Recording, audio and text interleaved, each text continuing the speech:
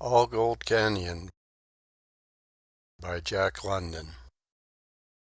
It was the green heart of the canyon where the walls swerved back from the rigid plan and relieved their harshness of line by making a little sheltered nook and filling it to the brim with sweetness and roundness and softness. Here all things rested.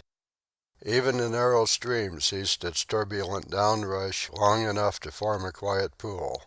Knee-deep in the water, with drooping head and half-shut eyes, drowsed a red-coated, many-antlered buck. On one side, beginning at the very lip of the pool, was a tiny meadow, a cool, resilient surface of green that extended to the base of the frowning wall. Beyond the pool, a gentle slope of earth ran up and up to meet the opposing wall.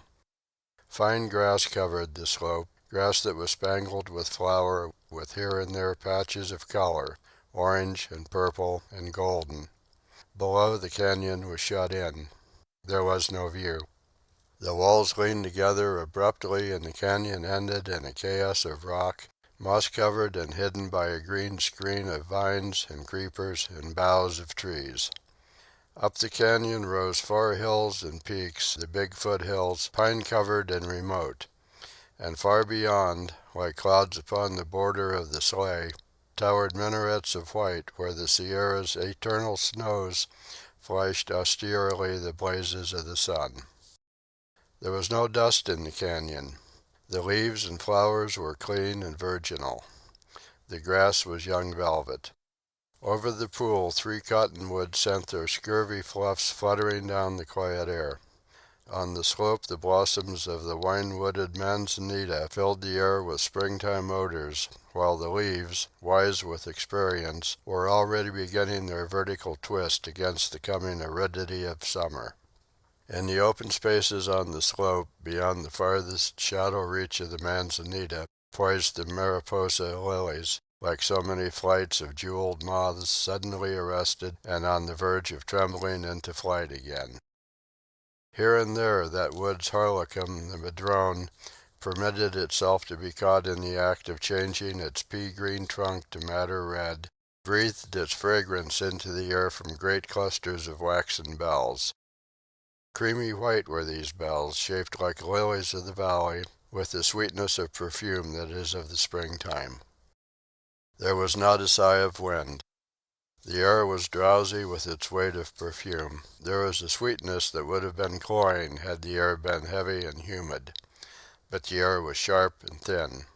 It was as starlight transmuted into atmosphere, shot through and warmed by sunshine, and flower-drenched with sweetness. An occasional butterfly drifted in and out through the patches of light and shade, and from all about rose the low and sleepy hum of mountain bees, feasting sybarites that jostled one another good-naturedly at the board, nor found time for rough discourtesy. So quietly did the little stream drip and ripple its way through the canyon that it spoke only in faint and occasional gurgles. The voice of the stream was as a drowsy whisper, ever interrupted by dozings and silences, ever lifted again in the awakenings. The motion of all things was a drifting in the heart of the canyon. Sunshine and butterflies drifted in and out among the trees. The hum of the bees and the whisper of the stream were a drifting of sound, and the drifting sound and drifting color seemed to weave together in the making of a delicate and intangible fabric which was the spirit of the place. It was a spirit of peace that was not of death, but of smooth pulsing life, of quietude that was not silence, of movement that was not action, of repose that was quick with existence without being violent with struggle and travail. The spirit of the place was the spirit of the peace of the living, somnolent with the easement and content of prosperity, and undisturbed by rumors of far wars. The red-coated, many-antlered buck acknowledged the lordship of the spirit of the place, and dozed knee-deep in the cool, shaded pool. There seemed no flies to vex him, and he was languid with rest. Sometimes his ears moved when the stream awoke and whispered, but they moved lazily, with foreknowledge that it was merely the stream grown garrulous at discovery that it had slept. But there came a time when the buck's ears lifted and tensed with swift eagerness for sound. His head was turned down the canyon. His sensitive, quivering nostrils scented the air. His eyes could not pierce the green screen through which the stream rippled away, but to his ears came the voice of a man. It was a steady, monotonous, sing-song voice. Once the buck heard the harsh clash of metal upon rock. At the sound he snorted with a sudden start that jerked him through the air from water to meadow, and his feet sank in the young velvet, while he pricked his ears and again scented the air. Then he stole across the tiny meadow, pausing once and again to listen, and faded out of the canyon like a wraith, soft-footed and without sound. A clash of steel-shod soles against the rocks began to be heard, and the man's voice grew louder. It was raised in a sort of chant and became distinct with nearness, so that the words could be heard. Turn around and turn your face unto them sweet hills of grace, the powers of sin yo are scornin'. Look about and look around, fling your sin pack on the ground. You will meet with the Lord in the mornin'. A sound of scrambling accompanied the song, and the spirit of the place fled away on the heels of the red-coated buck. The green screen was burst asunder, and a man peered out at the meadow and the pool and the sloping side-hill. He was a deliberate sort of man. He took in the scene with one embracing glance, then ran his eyes over the details to verify the general impression. Then, and not until then, did he open his mouth in vivid and solemn approval. "Smoke of life and snakes of purgatory. Will you just look at that? Wood and water and grass and a hillside. Pocket hunter's delight and a cayuse's paradise. Cool green for tired eyes. Pink pills for pale people ain't in it. A secret pasture for prospectors and a resting place for tired burros." He was a sandy-complected man, in whose face geniality and humor seemed the salient characteristics. It was a mobile face, quick-changing to inward mood and thought. Thinking was in him a visible process. Ideas chased across his face like wind-flaws across the surface of a lake. His hair, sparse and unkempt of growth, was as indeterminate and colorless as his complexion.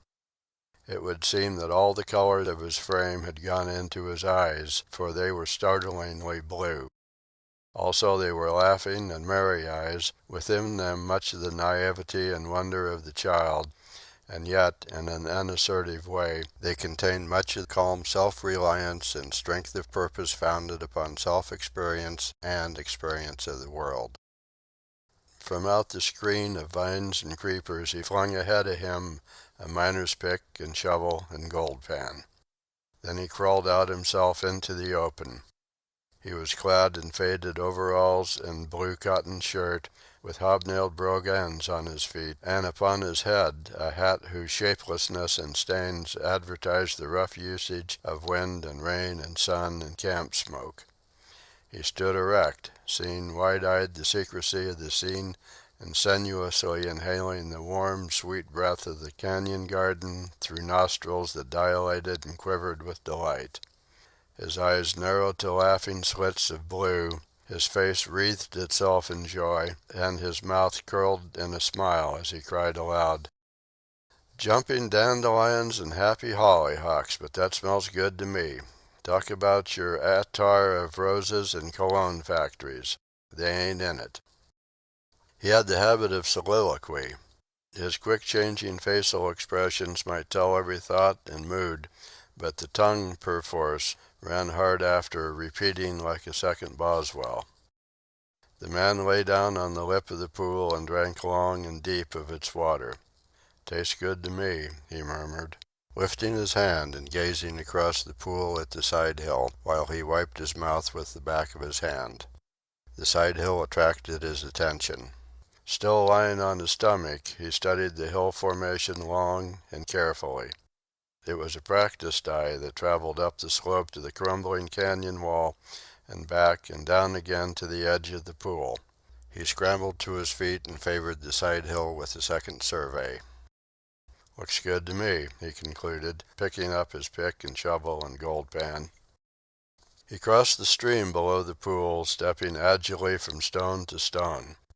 Where the side hill touched the water, he dug up a shovelful of dirt and put it into the gold pan. He squatted down, holding the pan in his two hands and partly immersing it in the stream. Then he imparted to the pan a deft circular motion that sent the water sluicing in and out through the dirt and gravel. The larger and lighter particles worked to the surface, and these, by a skillful dipping movement of the pan, he spilled out and over the edge. Occasionally, to expedite matters, he rested the pan and with his fingers raked out the large pebbles and pieces of rock. The contents of the pan diminished rapidly until only fine dirt and the smallest bits of gravel remained. At this stage he began to work very deliberately and carefully. It was fine washing, and he washed fine and finer, with a keen scrutiny and delicate and fastidious touch. At last the pan seemed empty of everything but water, but with a quick semicircular flirt that sent the water flying over the shallow rim into the stream, he disclosed a layer of black sand on the bottom of the pan. So thin was this layer that it was like a streak of paint. He examined it closely. In the midst of it was a tiny golden speck. He dribbled a little water in over the depressed edge of the pan. With a quick flirt he sent the water sluicing across the bottom, turning the grains of black sand over and over. A second tiny golden speck rewarded his effort. The washing had now become very fine, fine beyond all need of ordinary placer mining. He worked the black sand, a small portion at a time, up the shallow rim of the pan. Each small portion he examined sharply so that his eyes saw every grain of it before he allowed it to slide over the edge and away. Jealously, bit by bit, he let the black sand slip away. A golden speck no larger than a pinpoint appeared on the rim, and by his manipulation of the riveter it returned to the bottom of the pan. And in such fashion another speck was disclosed, and another. Great was his care of them. Like a shepherd he herded his flock of golden specks, so that not one should be lost. At last, of the pan of dirt nothing remained but his golden herd. He counted it, and then, after all his labor, sent it flying out of the pan with one final swirl of water. But his blue eyes were shining with desire as he rose to his feet. 7, he muttered aloud, asserting the sum of the specks for which he had toiled so long and which he had so wantonly thrown away. 7, he repeated, with the emphasis of one trying to impress a number on his memory. He stood still a long while, surveying the hillside. In his eyes was a curiosity, new aroused and burning. There was an exultance about his bearing and a keenness like that of a hunting animal catching the fresh scent of game. He moved down the stream a few steps and took a second panful of gold. Again came the careful washing, the jealous herding of the golden specks, and the wantonness with which he sent them flying into the stream. 5, he muttered, and repeated, 5. He could not forbear another survey of the hill before filling the pan further down the stream. His golden herds diminished. 4, 3, 2, 2, 1 were his memory tabulations as he moved down the stream. When but one speck of gold rewarded his washing, he stopped and built a fire of dry twigs. Into this he thrust the gold pan and burned it till it was blue-black. He held up the pan and examined it critically. Then he nodded approbation. Against such a color background he could defy the tiniest yellow speck to elude him. Still moving down the stream he panned again. A single speck was his reward. A third pan contained no gold at all. Not satisfied with this he panned 3 times again, taking his shovels of dirt within a foot of one another. Each pan proved empty of gold, and the fact, instead of discouraging him, seemed to give him satisfaction. His elation increased with each bearing washing till he arose, exclaiming jubilantly, "If it ain't the real thing, may God knock off my head with sour apples." Returning to where he had started operations, he began to pan up the stream. At first his golden herds increased prodigiously. 14, 18, 21, 26 ran his memory tabulations. Just above the pool he struck his richest pan, 35 collars. "Almost enough to save," he remarked regretfully as he allowed the water to sweep them away. The sun climbed to the top of the sky. The man worked on. Pan by pan he went up the stream, the tally of results steadily decreasing. "It's just beautiful, the way it peters out," he exulted when a shovelful of dirt contained no more than a single speck of gold. And when no specks at all were found in several pans, he straightened up and favored the hillside with a confident glance. "Aha, Mr. Pocket," he cried out, as though to an auditor hidden somewhere above him beneath the surface of the slope. "Aha, Mr. Pocket, I'm a-comin'. I'm a-comin', and I'm shorely gwine to get yer. You hear me, Mr. Pocket? I'm gwine to get yer as soon as pumpkins ain't cauliflowers." He turned and flung a measuring glance at the sun poised above him in the azure of the cloudless sky. Then he went down the canyon, following the line of shovel holes he had made in filling the pans. He crossed the stream below the pool and disappeared through the green screen. There was little opportunity for the spirit of the place to return with its quietude and repose, for the man's voice, raised in ragtime song, still dominated the canyon with possession. After a time, with a greater clashing of steel-shod feet on rock, he returned. The green screen was tremendously agitated. It surged back and forth in the throes of a struggle. There was a loud grating and clanking of metal. The man's voice leaped to a higher pitch and was sharp with imperativeness. The large body plunged and panted. There was a snapping and ripping and rending, and amid the shower of falling leaves a horse burst through the screen. On its back was a pack, and from this trailed broken vines and torn creepers. The animal gazed with astonished eyes at the scene into which it had been precipitated, then dropped his head to the grass and began contentedly to graze. A second horse scrambled into view, slipping once on the mossy rocks and regaining equilibrium when its hoofs sank into the yielding surface of the meadow. It was riderless, though on its back was a high-horned Mexican saddle, scarred and discolored by long usage. The man brought up the rear. He threw off pack and saddle with an eye to camp location and gave the animals their freedom to graze. He unpacked his food and got out frying pan and coffee pot. He gathered an armful of dry wood and with a few stones made a place for his fire. "My," he said, "but I've got an appetite. I could scoff iron filings and horseshoe nails and thank you kindly, ma'am, for a second helping." He straightened up, and while he reached for matches in the pocket of his overalls, his eyes traveled across the pool to the hillside. His fingers had clutched the matchbox, but they relaxed their hold and the hand came out empty. The man wavered perceptibly. He looked at his preparations for cooking, and he looked at the hill. "Guess I'll take another whack at her," he concluded, starting to cross the stream. "They ain't no sense in it, I know," he mumbled apologetically, "but keepin' grub back an hour ain't gonna hurt none, I reckon." A few feet back from his first line of test pans he started a second line. The sun dropped down the western sky, the shadows lengthened, but the man worked on. He began a third line of test pans. He was cross-cutting the hillside, line by line, as he ascended.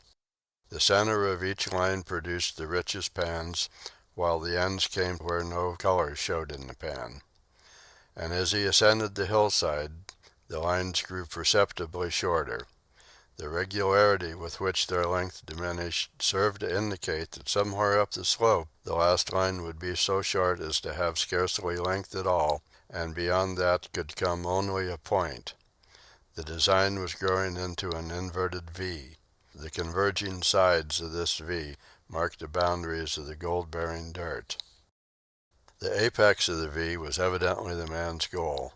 Often he ran his eye along the converging side and on up the hill trying to define the apex, the point where the gold-bearing dirt must cease.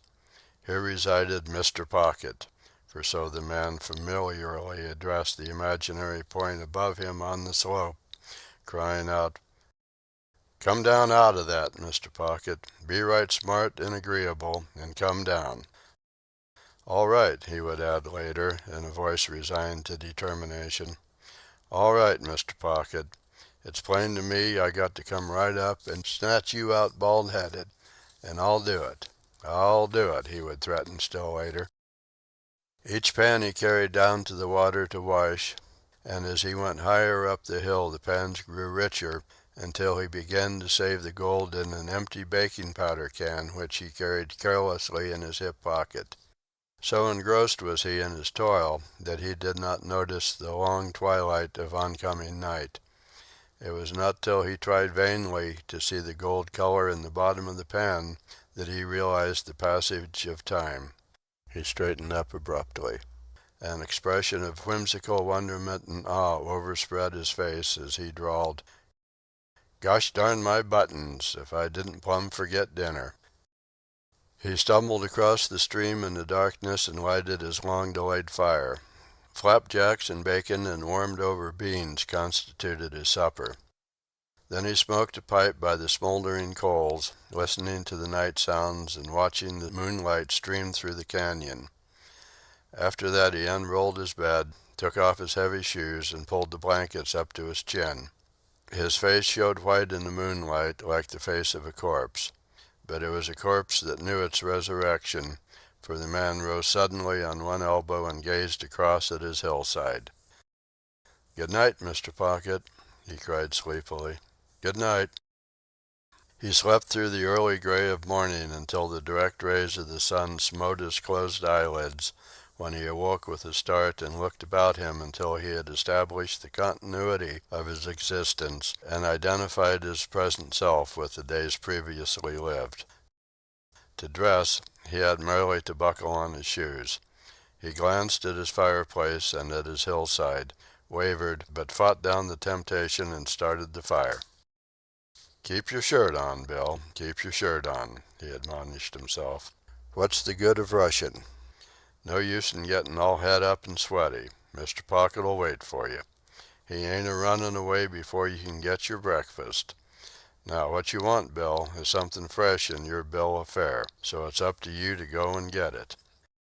He cut a short pole at the water's edge, and drew from one of his pockets a bit of line and a draggled fly that had once been a royal coachman.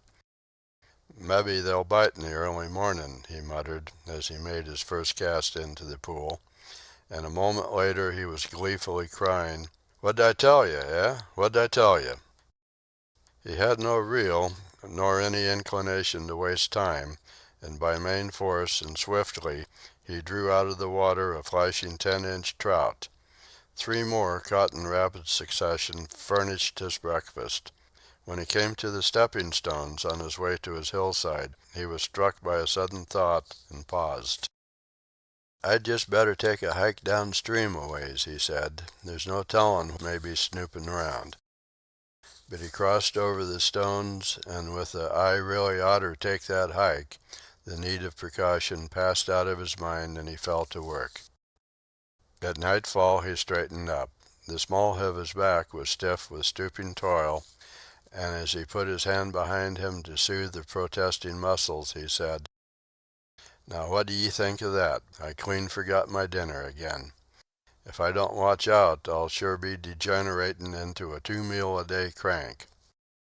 "Pockets is the damnedest thing I ever saw for making a man absent-minded," he communed that night as he crawled into his blankets. Nor did he forget to call up the hillside, "Good night, Mr. Pocket, good night." Rising with the sun and snatching a hasty breakfast, he was early at work. A fever seemed to be growing in him, nor did the increasing richness of the test pans allay this fever. There was a flush in his cheek other than that made by the heat of the sun, and he was oblivious to fatigue and the passage of time. When he filled a pan with dirt he ran down the hill to wash it, nor could he forbear running up the hill again, panting and stumbling profanely, to refill the pan. He was now 100 yards from the water, and the inverted V was assuming definite proportions. The width of the pay dirt steadily decreased, and the man extended in his mind's eye the sides of the V to their meeting place far up the hill. This was his goal, the apex of the V, and he panned many times to locate it. Just about 2 yards above that manzanita bush and a yard to the right, he finally concluded. Then the temptation seized him. "As plain as the nose on your face," he said, as he abandoned his laborious cross-cutting and climbed to the indicated apex. He filled a pan and carried it down the hill to wash. It contained no trace of gold. He dug deep and he dug shallow, filling and washing a dozen pans, and was unrewarded even by the tiniest golden speck. He was enraged at having yielded to the temptation and cursed himself blasphemously and pridelessly. Then he went down the hill and took up the cross-cutting. "Slow and certain, Bill, slow and certain," he crooned. "Short-cuts to fortune ain't in your line, and it's about time you know it. Get wise, Bill, get wise.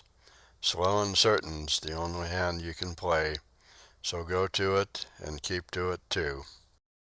As the cross-cuts decreased, showing that the sides of the V were converging, the depth of the V increased. The gold trace was dipping into the hill. It was only at 30 inches below the surface that he could get colors in his pan. The dirt he found at 25 inches from the surface and at 35 inches yielded barren pans. At the base of the V, by the water's edge, he had found gold colors at the grass roots. The higher he went up the hill, the deeper the gold dipped. To dig a hole 3 feet deep in order to get one test pan was a task of no mean magnitude, while between the man and the apex intervened an untold number of such holes to be. "And there's no tellin' how much deeper it'll pitch," he sighed, in a moment's pause, while his fingers soothed his aching back. Feverish with desire, with aching back and stiffening muscles, with pick and shovel gouging and mauling the soft brown earth, the man toiled up the hill. Before him was the smooth slope spangled with flowers and made sweet with their breath. Behind him was devastation. It looked like some terrible eruption breaking out on the smooth skin of the hill. His slow progress was like that of a slug, befouling beauty with a monstrous trail. Though the dipping gold trace increased the man's work, he found consolation in the increasing richness of the pans.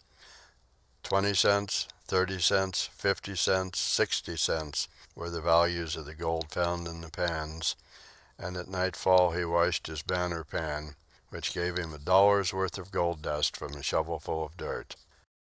"I'll bet it's just my luck to have some inquisitive cuss come buttin' in here on my pasture," he mumbled sleepily that night as he pulled the blankets up to his chin. Suddenly he sat upright. "Bill," he called sharply. "Now listen to me, Bill, d'ye hear? It's up to you, tomorrow morning, to mosey round and see what you can see. Understand? Tomorrow morning, and don't you forget it." He yawned and glanced across at his side hill. "Good night, Mr. Pocket," he called. In the morning he stole a march on the sun, for he had finished breakfast when its first rays caught him, and he was climbing the wall of the canyon where it crumbled away and gave footing. From the outlook at the top he found himself in the midst of loneliness. As far as he could see, chain after chain of mountains heaved themselves into his vision. To the east, his eyes, leaping the miles between range and between many ranges, brought up at last against the white-peaked Sierras, the main crest, where the backbone of the western world reared itself against the sky. To the north and south he could see more distinctly the cross systems that broke through the main trend of the sea of mountains. To the west the ranges fell away, one behind the other, diminishing and fading into the gentle foothills that, in turn, descended into the great valley which he could not see. And in all that mighty sweep of earth he saw no sign of man nor of the handiwork of man, save only the torn bosom of the hillside at his feet. The man looked long and carefully. Once, far down his own canyon, he thought he saw in the air a faint hint of smoke. He looked again and decided that it was the purple haze of the hills made dark by a convolution of the canyon wall at its back. "Hey you, Mr. Pocket," he called down into the canyon. "Stand out from under. I'm a-comin', Mr. Pocket, I'm a-comin'." The heavy brogans on the man's feet made him appear clumsy-footed, but he swung down from the giddy height as lightly and airily as a mountain goat. A rock turning under his foot on the edge of the precipice did not concern him. He seemed to know the precise time required for the turn to culminate in disaster, and in the meantime he utilized the false footing itself for the momentary earth contact necessary to carry him on into safety. Where the earth sloped so steeply that it was impossible to stand for a second upright, the man did not hesitate. His foot pressed the impossible surface but for a fraction of the fatal second and gave him the bound that carried him onward.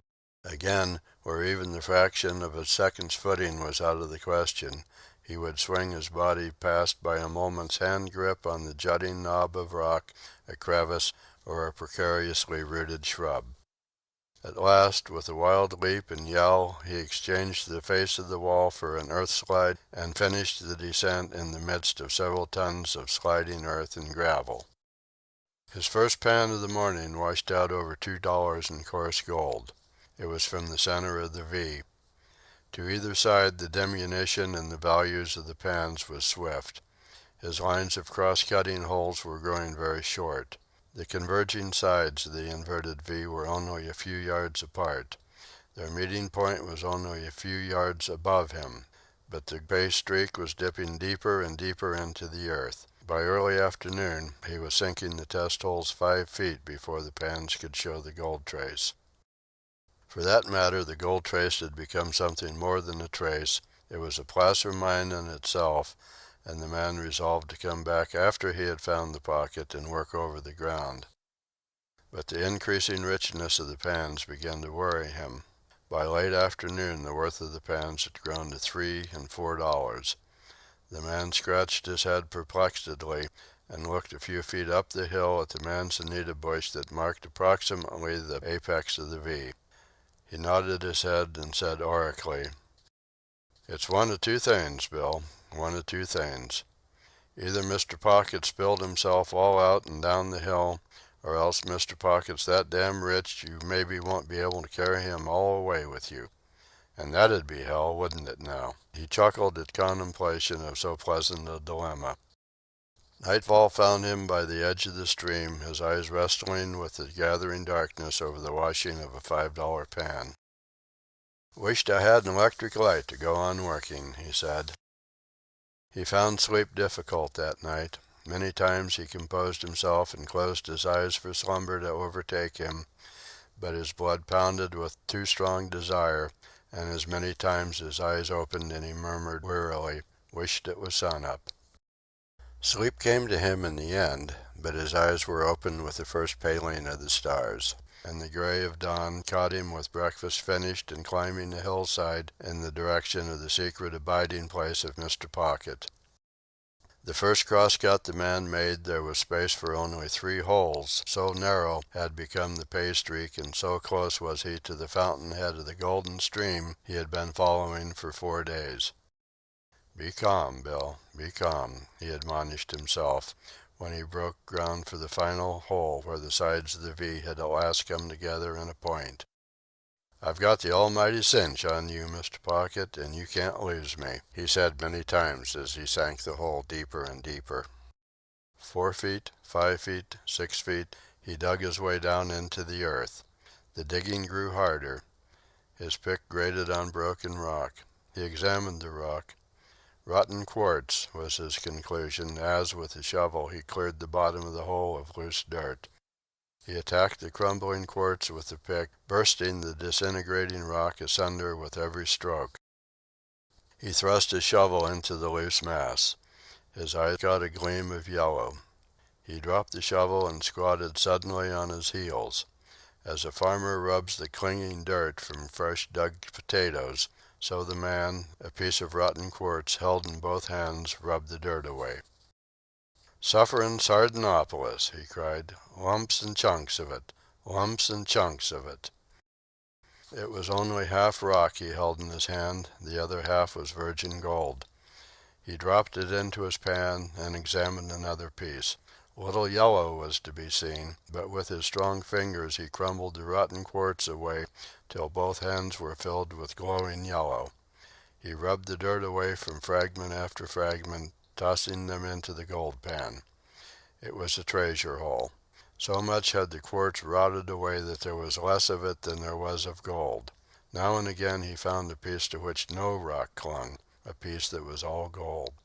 A chunk, where the pick had laid open the heart of the gold, glittered like a handful of yellow jewels, and he cocked his head at it and slowly turned it around and over to observe the rich play of the light upon it. "Talk about your too much gold diggin's," the man snorted contemptuously. "Why, this diggin' 'd make it look like 30 cents. This diggin' is all gold. And right here and now I name this yer canyon All Gold Canyon, b'gosh." Still squatting on his heels, he continued examining the fragments and tossing them into the pan. Suddenly there came to him a premonition of danger. It seemed a shadow had fallen upon him. But there was no shadow. His heart had given a great leap up into his throat and was choking him. Then his blood slowly chilled and he felt the sweat of his shirt cold against his flesh. He did not spring up or look around. He did not move.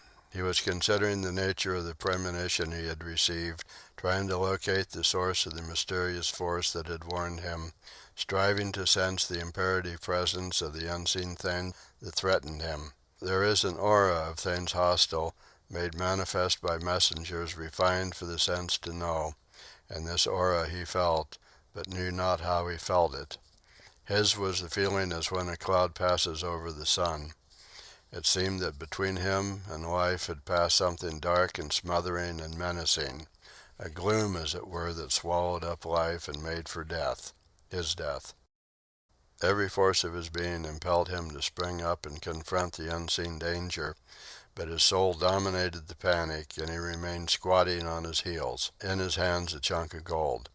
He did not dare to look around, but he knew by now there was something behind him and above him. He made believe to be interested in the gold in his hand. He examined it critically, turned it over and over, and rubbed the dirt from it. And all the time he knew that something behind him was looking at the gold over his shoulder. Still feigning interest in the chunk of gold in his hand, he listened intently, and he heard the breathing of the thing behind him. His eyes searched the ground in front of him for a weapon, but they saw only the uprooted gold, worthless to him now in his extremity. There was his pick, a handy weapon on occasion, but this was not such an occasion. The man realized his predicament.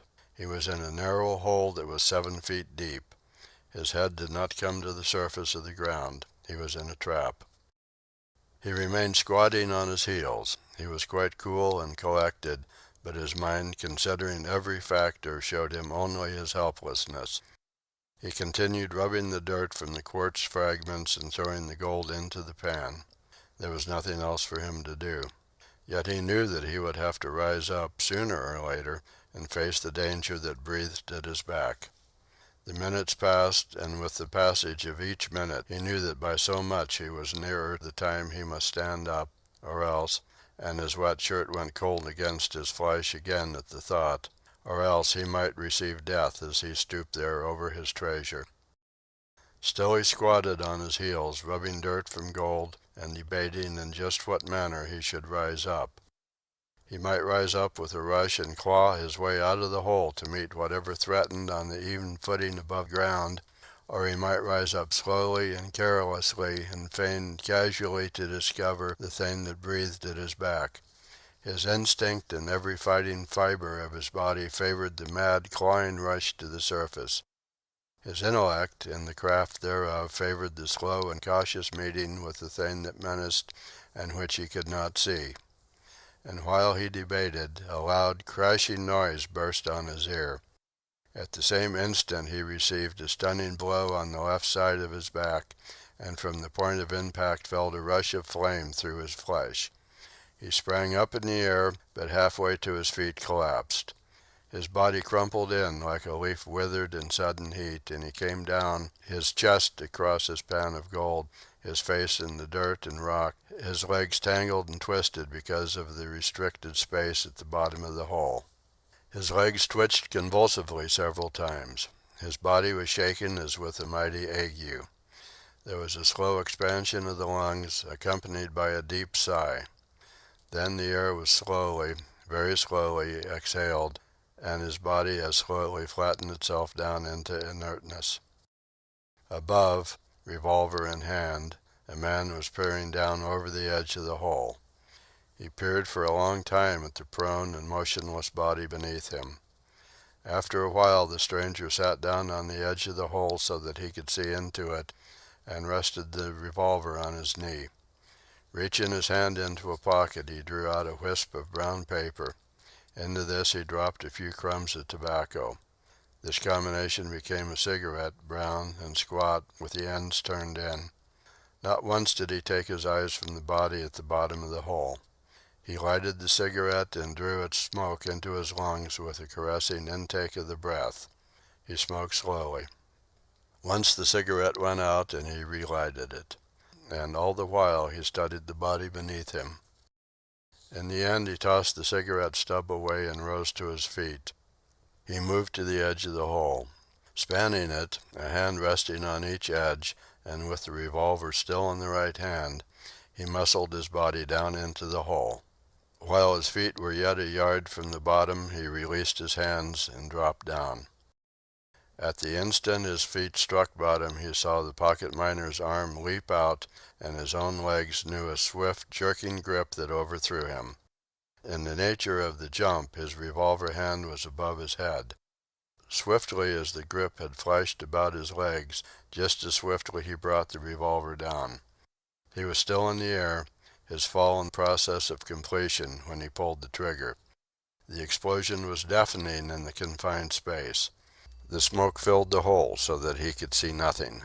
He struck the bottom on his back, and like a cat's, the pocket miner's body was on top of him. Even as the miner's body passed on top, the stranger crooked in his right arm to fire, and even in that instant the miner, with a quick thrust of elbow, struck his wrist. The muzzle was thrown up, and the bullet thudded into the dirt of the side of the hole. The next instant the stranger felt the miner's hand grip his wrist. The struggle was now for the revolver. Each man strove to turn it against the other's body. The smoke in the hole was clearing. The stranger, lying on his back, was beginning to see dimly. But suddenly he was blinded by a handful of dirt deliberately flung into his eyes by his antagonist. In that moment of shock his grip on the revolver was broken. In the next moment he felt a smashing darkness descend upon his brain, and in the midst of the darkness even the darkness ceased. But the pocket miner fired again and again until the revolver was empty. Then he tossed it from him and, breathing heavily, sat down on the dead man's legs. The miner was sobbing and struggling for breath. "Measly skunk," he panted, "a campin' on my trail and lettin' me do the work and then shootin' me in the back." He was half crying from anger and exhaustion. He peered at the face of the dead man. It was sprinkled with loose dirt and gravel, and it was difficult to distinguish the features. "Never laid eyes on him before," the miner concluded his scrutiny. "Just a common and ordinary thief, damn him. And he shot me in the back. He shot me in the back." He opened his shirt and felt himself front and back on his left side. "Went clean through and no harm done," he cried jubilantly. "I'll bet he aimed right all right, but he drew the gun over when he pulled the trigger, the cuss. But I fixed him. Oh, I fixed him." His fingers were investigating the bullet hole in his side, and a shade of regret passed over his face. "It's going to be stiffer'n hell," he said, "and it's up to me to get mended and get out of here." He crawled out of the hole and went down the hill to his camp. Half an hour later he returned, leading his pack horse. His open shirt disclosed the rude bandage with which he had dressed his wound. He was slow and awkward with his left-hand movements, but that did not prevent him using the arm. The bite of the pack rope under the dead man's shoulders enabled him to heave the body out of the hole. Then he set to work gathering up his gold. He worked steadily for several hours, pausing often to rest his stiffening shoulder and to exclaim, "He shot me in the back, the measly skunk. He shot me in the back." When his treasure was quite cleaned up and wrapped securely into a number of blanket-covered parcels, he made an estimate of its value. "400 pounds, or I'm a Hottentot," he concluded. "Say 200 in quartz and dirt, that leaves 200 pounds of gold. Bill, wake up. 200 pounds of gold. $40,000. And it's yarn. All yarn." He scratched his head delightedly, and his fingers blundered into an unfamiliar groove. They quested along it for several inches. It was a crease through his scalp where the second bullet had plowed. He walked angrily over to the dead man. "You would you?" he bullied. "You would, eh? Well, I fixed you good and plenty, and I'll give you a decent burial, too. That's more'n you'd have done for me." He dragged the body to the edge of the hole and toppled it in. It struck the bottom with a dull crash on its side, the face twisted up to the light. The miner peered down at it. "And you shot me in the back," he said accusingly. With pick and shovel he filled the hole. Then he loaded the gold on his horse. It was too great a load for the animal, and when he had gained his camp he transferred part of it to his saddle horse. Even so, he was compelled to abandon a portion of his outfit, pick and shovel and gold pan, extra food and cooking utensils and divers odds and ends. The sun was at the zenith when the man forced the horses at the screen of vines and creepers. To climb the huge boulders the animals were compelled to uprear and struggle blindly through the tangled mass of vegetation. Once the saddle horse fell heavily and the man removed the pack to get the animal on its feet. After it started on its way again the man thrust his head out from among the leaves and peered up at the hillside. "The measly skunk," he said, and disappeared. There was a ripping and tearing of vines and boughs. The trees surged back and forth, marking the passage of the animals through the midst of them. There was a clashing of steel-shod hoofs on stone, and now and again a sharp cry of command. Then the voice of the man was raised in song. "Turn around and turn your face unto them sweet hills of grace, the powers of sin yo are scornin'. Look about and look around, fling your sin pack on the ground. You will meet with the Lord in the mornin'." The song grew faint and fainter, and through the silence crept back the spirit of the place. The stream once more drowsed and whispered, the hum of the mountain bees rose sleepily. Down through the perfume-weighted air fluttered the snowy fluffs of the cottonwoods. The butterflies drifted in and out among the trees, and all over blazed the quiet sunshine. Only remained the hoof marks in the meadow, and the torn hillside to mark the boisterous trail of the life that had broken the peace of the place and passed on. If you liked the video, put a like, subscribe to the channel and click on the bell to not miss our new videos.